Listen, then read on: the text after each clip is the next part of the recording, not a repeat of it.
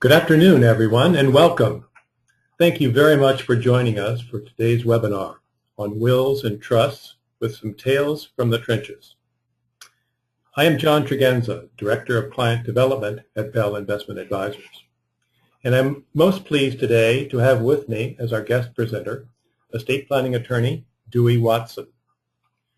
Dewey's roots go back to our 50th state, where Dewey reminds me that he and our current president missed being classmates at Hawaii's well-known Punahou School, but it was a miss by 15 years.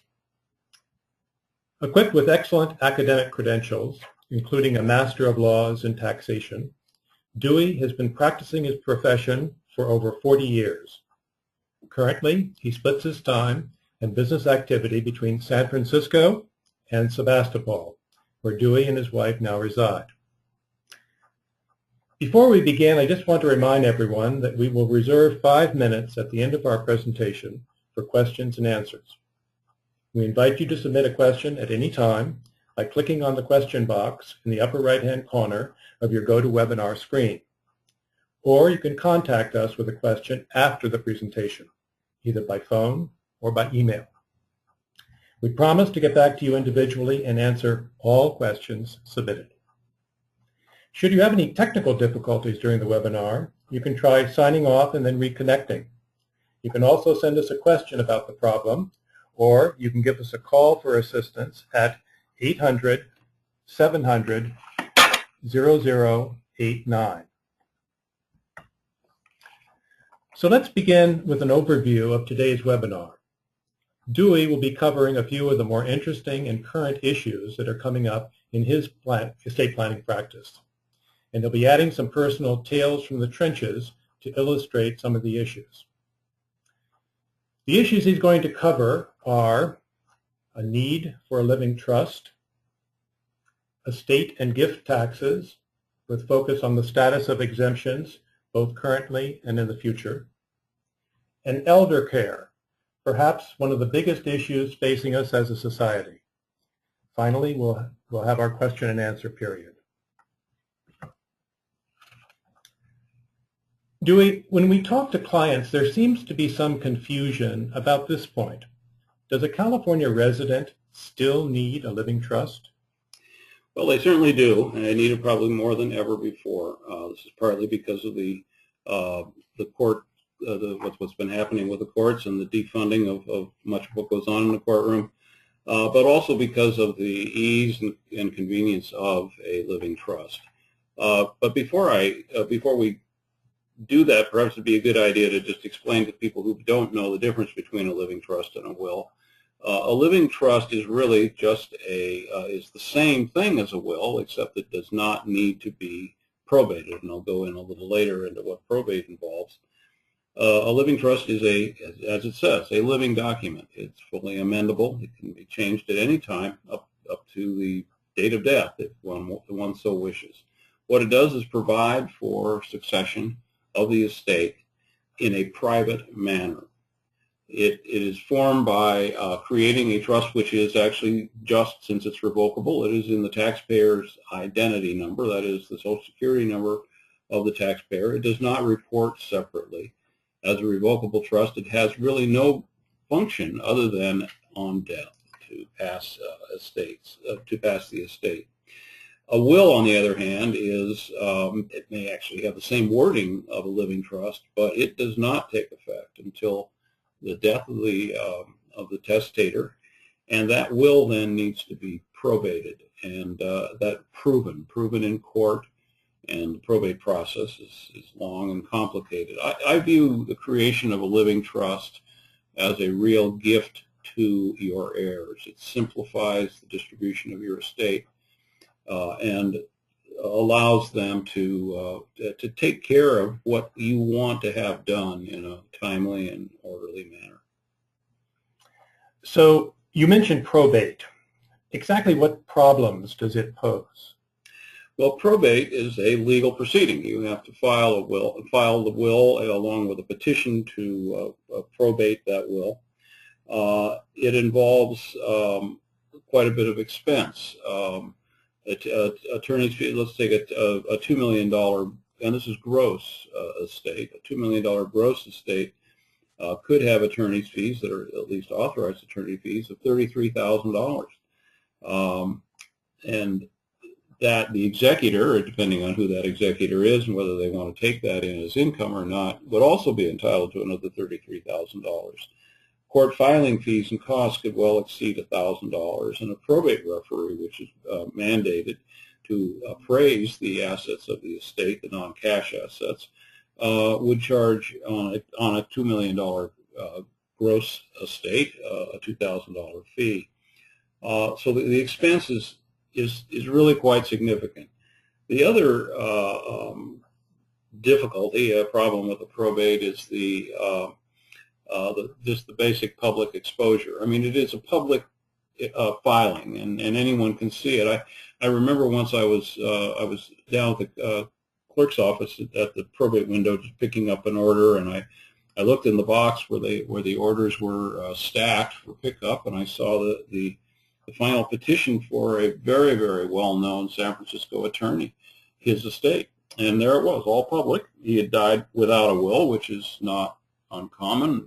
Cobblers without shoes and lawyers without wills. And the distribution of his estate was very interesting. So while I was waiting for my order, I read his hidden story.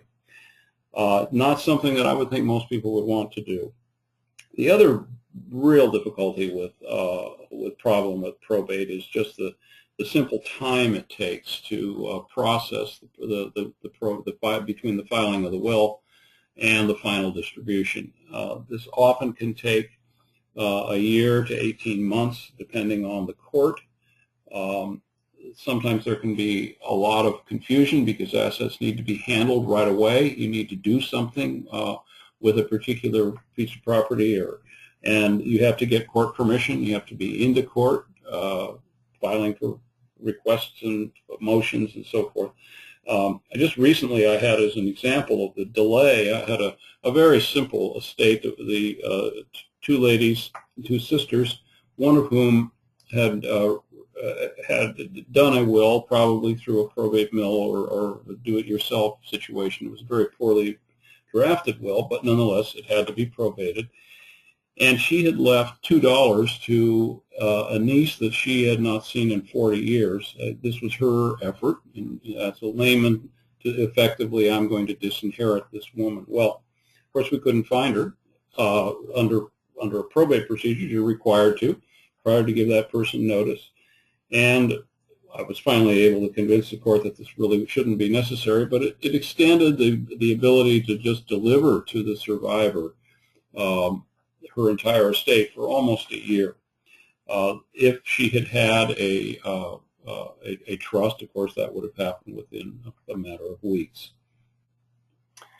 So we should avoid probate, I guess.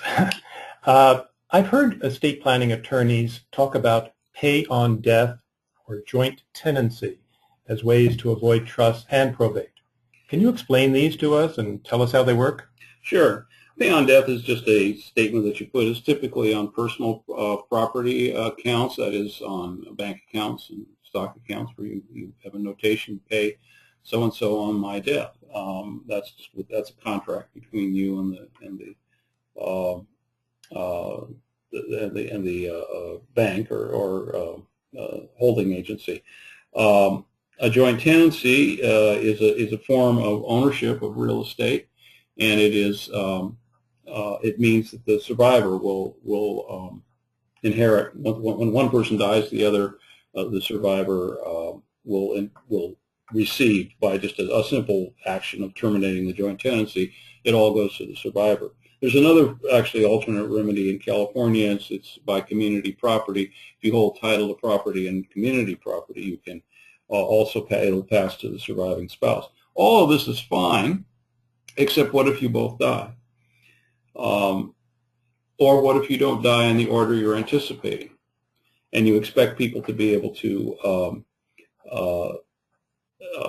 receive money in a particular orderly way? When both of you die, you're going to end up in a situation where, if you have no other planning, the assets could go to the heirs of each other, and those heirs are going to be determined by law.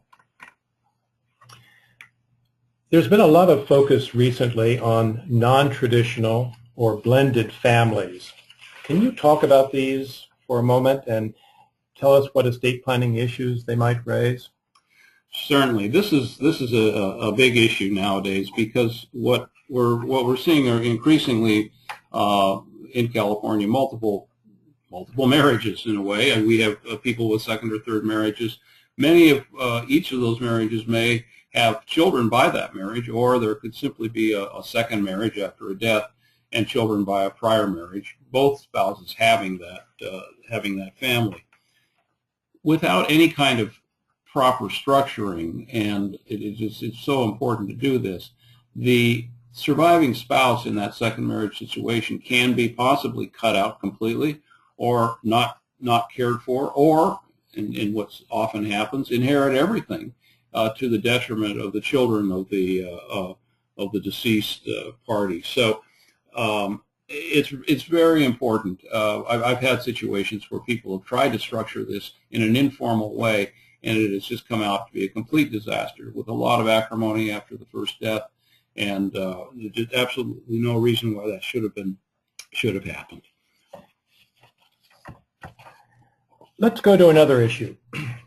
We all remember last year's legislative battles over estate and gift taxes. Can you review for us, Dewey, the current and future status of these taxes? Sure. Estate taxes, as many people imagine, have been an important part in estate planning for a long time. As of this year, they are certainly less of an issue in estate planning than they've probably ever been in our history. When I first started practicing, the estate tax, we call it here an exemption, but it's essentially a deduction. Tax people always try to do things backwards, and so, but at any rate, it will, for simplicity's sake, we call it an exemption from tax. Currently, it's $5 million per person, so a couple will have a $10 million exclusion from any estate tax. So if they have net assets of $10 million, they will pay no estate tax. What is important about this exemption, if we call it that, is that it's only good until the end of 2012. It was a 2-year extension done at the end of 2010. What caught us all by surprise was the fact that the estate tax in 2001 was gradually expanded. The exemption was gradually expanded until 2010, when the estate tax went away completely. We were all taken aback by the fact that it went away in 2010. So anyone dying in 2010, including George Steinbrenner, their estate did very, very well.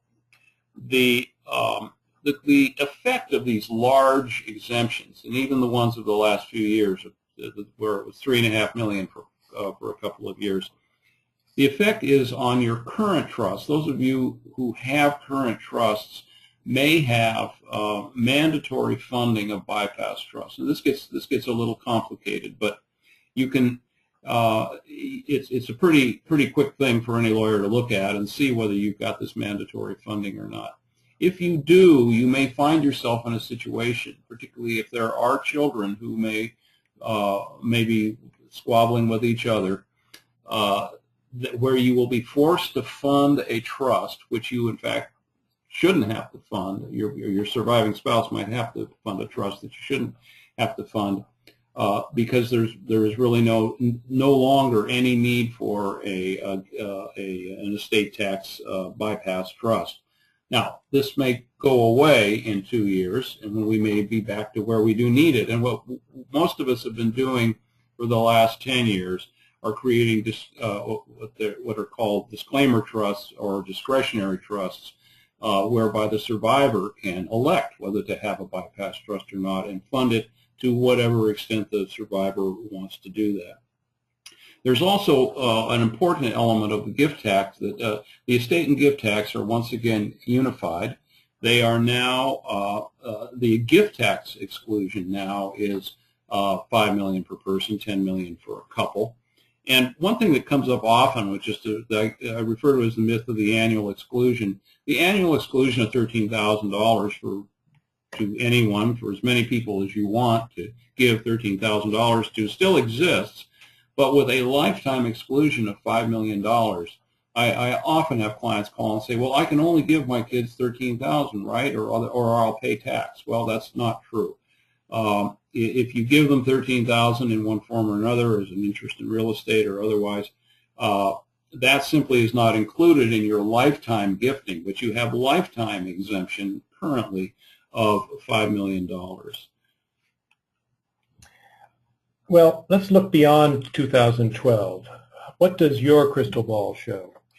Well, like most estate planners, my crystal ball is kind of foggy because we were so wrong when it came to 2010 and what Congress ended up doing. I don't think there was a blogger or estate planner out there who would have ever predicted that we would, one, not have an estate tax in 2010, and two, that we would have as much as a $5 million exclusion. It is the general consensus that there will always be an estate tax. Right now it only affects 0.1% of the population, and that it will probably continue in one form or another along the lines that it currently is at. However, if it does go away, if they start fighting with each other in 2012, and the bill expires, it will go back to a $1 million exclusion in the law before 2001. We've heard it said that elder care may be the biggest issue of all. If so, then it truly is the elephant in the room, since many people are either not aware of it or seem to be just ignoring it. What are your thoughts? Well, basically, you know, here come the baby boomers. We're in a huge curve right now, a population curve, where where our population, the bulge that's been going on since 1945, is continuing on. It's now continuing into the first of the boomers into receiving Medicare. What is also happening is that those same boomers are now faced with the longer lives of their parents. And what I'm seeing a tremendous amount in my practice is that the parents of boomers are now, that many boomers are now struggling with how to handle the care of parents who are in their 80s and 90s and who are have been up to this point perfectly capable. Things have been going well, and now all of a sudden are beginning to deteriorate. It didn't used to be this way. It used to be that people died at 70. They don't anymore. They live a long time and will continue to. One of the ways that we handle, traditional ways that we've handled caring for a parent who is not able to care for themselves is through a power of attorney. This is an economic power of attorney. I speak next about the healthcare directive. The economic power of attorney simply gives you the ability, gives someone, your agent, the ability to care for you in the event you're not able to care for yourself. The ability to pay bills, to take care of hospital issues if you're in a hospital, take care of long-term care, and so forth. Most couples have something, well, as between a husband and wife, there's generally not a problem. Most of the agents, transfer agents, so forth, will recognize a married situation and will honor the husband and wife. But what if both are injured in a lot of accidents, let's say? I've had that happen, where both the husband and the wife are seriously injured, and where they don't have an economic power of attorney, it can be just a tremendous burden for the kids who are now having to make economic decisions without necessarily the power and the revenue to be able to do that. This is a particularly important issue in the LGBT community. My many gay clients, I tell them, just do not travel without both a health directive and the power of attorney. Extremely important because those are two areas where, well, California is very receptive to same-sex couples obviously we know that in a lot of states and a lot of countries, that's not going to go very far. This is probably more of a concern in some ways with an advanced health care directive. Now, the advanced health care directive is that document that if you go into a hospital, they'll make you sign one. It's basically, they'll make you sign a form that's a statutory form. And some people will sign these at their church or elsewhere, and they think that, well, I've taken care of that. The fact is, you should custom your advanced health care directive. It's what you want to have happen to you in the event you cannot make any decisions. So it's important to look at it. It's important to work with a planner who would take into consideration your sensitivities, your needs. Mine, for instance, cover advanced dementia issues where I generally will, people want to say no invasive surgery, no invasive procedures of any kind if I have advanced dementia. It's not worth the money or the pain to me, or the pain to my survivors, the people in my life. Increasingly, we're seeing people entering independent living or assisted living facilities. Can you go over the difference and talk about how these can be paid for? Yeah, I think everyone's somewhat aware of this because, especially if you've ever had to deal with an elderly parent. Basically, everyone is well aware a nursing facility and assisted living facility are very expensive. They can range, up to $8,000 to $10,000 a month for the best facilities. As a result, a lot of people are looking to Medicare and Medicaid to try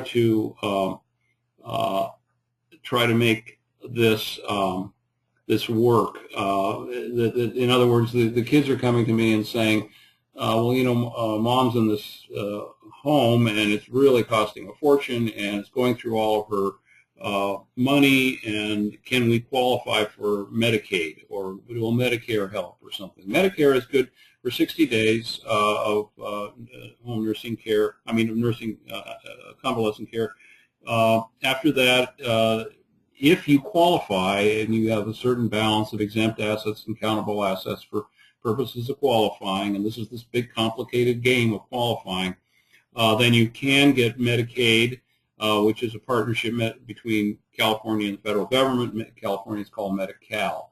The problem with this is simply the facilities that will accept Medicaid. And I think what's really important, if you are looking to this, before you start planning, that you try you take a look at the facilities that are out there, go tour them, and tour the ones where Medicaid is accepted. Then the process itself is quite complicated beyond that to try to exempt assets and not have them ultimately taken. This is considered a loan by the government to the person in the facility. Well, given the huge potential costs, doesn't it make sense to get long-term care insurance? Absolutely, if you can get it. There are fewer insurance companies out there issuing policies now. A lot of them got burned because everybody's living longer. And so there's a whole kind of revolution going on in the insurance industry that I'm seeing in terms of what's available. Can be very, very expensive depending on the age when it's first applied for. There are other options. If your wealth is such that you can afford to purchase an annuity, you have to sit down with a planner who will really help you figure out what are the chances of how long I'm going to live, how long will I need to be in skilled services and so forth. You can basically self-insure either through an annuity or through just simply having enough cash set aside so that you figure, well, that's what I'm going to be using, and that's the money that will go to take care of me. Well, thank you so much, Dewey, for all your insights into these complex and often confusing current issues surrounding wills, trusts, and estates. And thank you for sharing with us some of your own observations. You're welcome. Now I want to remind everyone that all of our webinars are recorded and are made available for replay about a week after they first air. To see these past webinars, just visit our website, www.bellinvest.com. Let me also mention that next month's webinar will take place on Wednesday, July 27th at 2 p.m. The topic will be personal umbrella liability insurance, what it is and how it can serve as an asset protection tool. Now let's turn to some of the questions that have come in from our listeners. Let's see. Here's one. One of my children has a real substance abuse issue, and I don't want to leave his share of the estate to him. What can I do?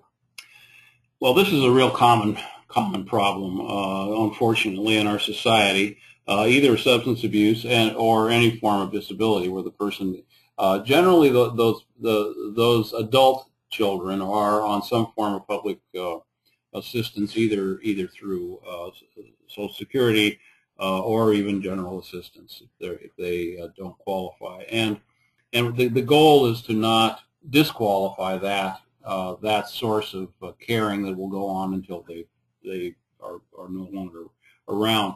The solution is to create a supplemental needs trust with an independent trustee that can be created in your trust.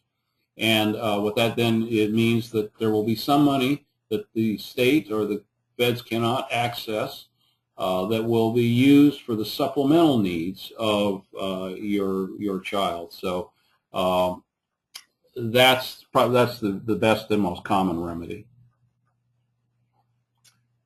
Let's see. Here's another one. My sister is the successor trustee of my parents' estate. None of us have heard anything from her since her mother died 6 weeks ago. What can we do? Well, welcome to the downside of the trust administration versus the court side of the probate. Basically what you can do is go to court. You can go to court to force your sister to do what are her statutory duties, to report to you, to deliver the trust, and so forth. Often, if you know the attorney who did the trust, you can contact that attorney. That he or she may or may not communicate with you, depending on the client relationship with the successor trustee. But your remedies are not as great as one would hope. In this case, it's only 6 weeks. Sometimes the successor trustee is picked because they are most emotionally connected to the parent. Perhaps they were living with them or something, and at that point, it's sometimes hard for them to get through the grief process before they start doing what they're supposed to do. So there is not an automatic timeline, but it's a reasonable timeline, and you can, your remedy is unfortunately just to have a court to enforce the trustee doing what she's supposed to do. I think we have time for one more question. Here's one. We own property in another state. Should this be put into our revocable trust?